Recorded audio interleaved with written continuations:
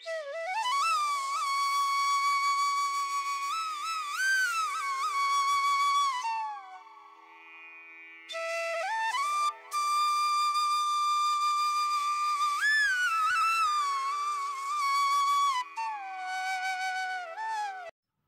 అండి, అందరూ ఎలా ఉన్నారు? Welcome back to my channel Avani Akashame Haddu. ఈరోజు ఈ వీడియోలో కొర్రలతో గుంత పొంగనాలు ఎలా తయారు చేయాలి అనేది చూపిస్తున్నాను. ముందుగా అయితే ఒక బాండ్లీలో ఆయిల్ వేసుకొని అందులోకి ముందుగా కడిగి పెట్టుకున్న శనగపప్పుని ఒక 3 స్పూన్స్ దాకా వేసుకోవాలి. ఆయిల్లో బాగా ఫ్రై చేయాలన్నమాట శనగపప్పుని. అందులోకి సన్నగా తరిగి పెట్టుకున్న ఆనియన్స్ని కూడా వేసి రెండింటిని బాగా ఫ్రై చేసుకోవాలి. ఈ ఆయిల్లో రెండింటిని బాగా ఫ్రై చేసుకోవాలన్నమాట. ఒక 2 to 3 మినిట్స్ దాకా బాగా కలుపుతూ ఫ్రై చేసుకుంటే తొందరగా ఫ్రై అవుతాయి. తర్వాత అందులోకి కొద్దిగా చిల్లీ పేస్ట్ వేసుకోవాలి. ఒక 1/2 టీ స్పూన్ వేసుకుంటున్నాను. దీన్ని బాగా మిక్స్ చేసుకోవాలి. చిల్లీ పేస్ట్ కూడా కొద్దిగా వేగితే బాగుంటుందన్నమాట టేస్ట్. సో ఇక్కడైతే కొర్రలు మినపప్పు బ్యాటర్ అయితే రెడీగా ఉంది. ఇందులోకి ఉప్పు యాడ్ చేస్తున్నాను. ఈ బ్యాటర్ ఎలా తయారు చేసుకోవాలి, ఈ మిశ్రమాన్ని ఎలా తయారు చేసుకోవాలనేది నేను డిస్క్రిప్షన్లో లింక్ ఇస్తాను, చూడండి. ఇందులోకి క్యారెట్ తురుము వేసుకుంటున్నాను. తర్వాత సన్నగా తరిగిన కొత్తిమీర కూడా వేసాను. ముందు తయారు చేసుకున్నాం కదండి తిరువాత అంతా, అది చల్లార్చుకొని దాన్ని కూడా పిండిలోకి కలిపేస్తున్నాను. తర్వాత ఈ మిశ్రమానికి తగినంత నీళ్లు పోసి బాగా మిక్స్ చేసుకుంటున్నాను అన్నమాట. పొంగనాలకు వేయడానికి సరిపడిన కన్సిస్టెన్సీ వచ్చేలాగా చూడండి. బ్యాటర్ అయితే సరిపోతుంది పొంగనాలు వేసేకి. ఇంకా పొంగనాల పెండం పెట్టేసుకొని కొద్దిగా ఆయిల్ వేసి తర్వాత పిండిని ఒక్కొక్క దాంట్లో వేసుకుంటే సరిపోతుంది.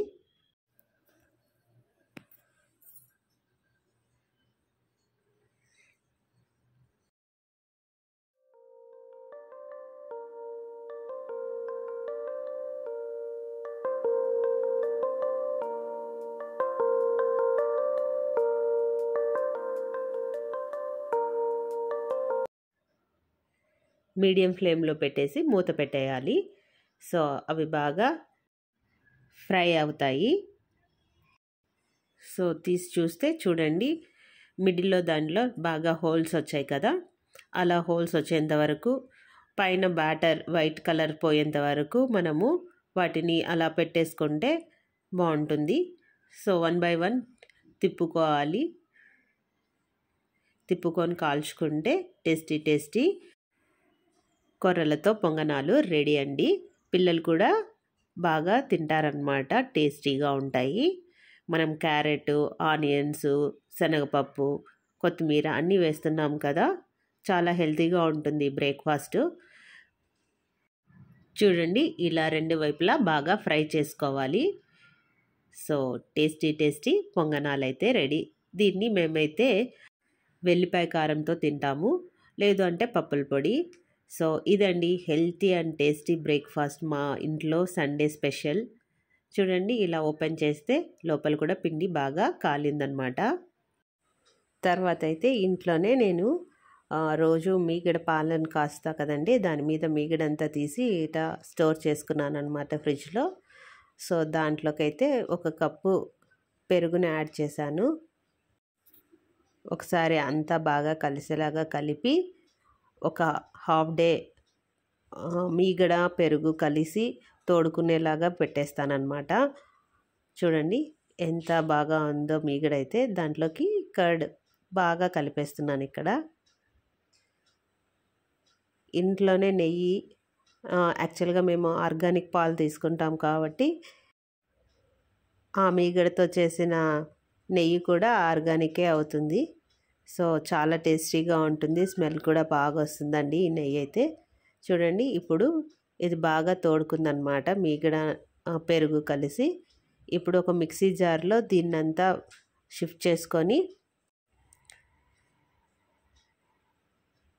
అందులోకి ముందుగానే నేను ఫ్రిడ్జ్లో ఒక గిన్నె నిండా ఒక బౌల్ నిండా వాటర్ని పెట్టింటాను. అది చల్లటి వాటర్ వేసి ఒక రౌండ్ మిక్సీకి వేస్తే ఈజీగా వెన్న తయారవుతుంది. ఇదిగోండి ఇక్కడ చల్లని నీళ్ళు వేస్తున్నాను అన్నమాట. చూడండి పెద్ద మిక్సీ జార్ అంతా మీగడ తయారైంది. నాకైతే ఒక రౌండ్ మిక్సీకి వేస్తే ఈజీగా ఇదిగోండి వెన్న వచ్చేసింది. సో దీన్నంతా ఇప్పుడు షిఫ్ట్ చేసుకుంటున్నాను ఇంకో బౌల్లోకి. అందులో వాటర్ వేసి వెన్ననంతా దీంట్లోకి తీసుకున్నాను అన్నమాట. ఎంత ఎల్లో కలర్గా ఉంది కదా.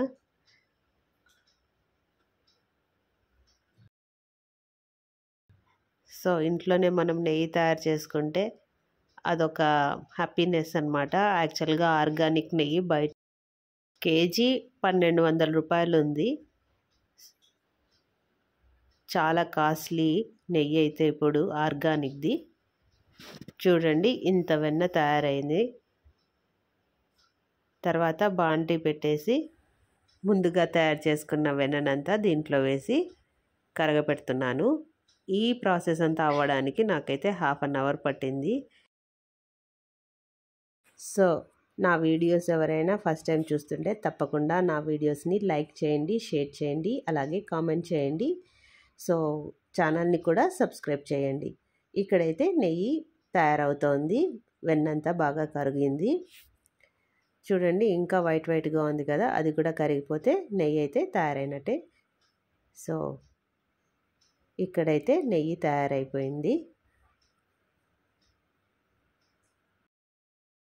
ఈ నెయ్యిని నేనైతే ఇప్పుడు ఒక గాజు సీసాలోకి షిఫ్ట్ చేసుకుంటున్నాను. ఇక్కడైతే ఒక స్ట్రైనర్ తీసుకొని నెయ్యినంతా షిఫ్ట్ చేసుకుంటున్నాను అనమాట గాజు సీసాలోకి.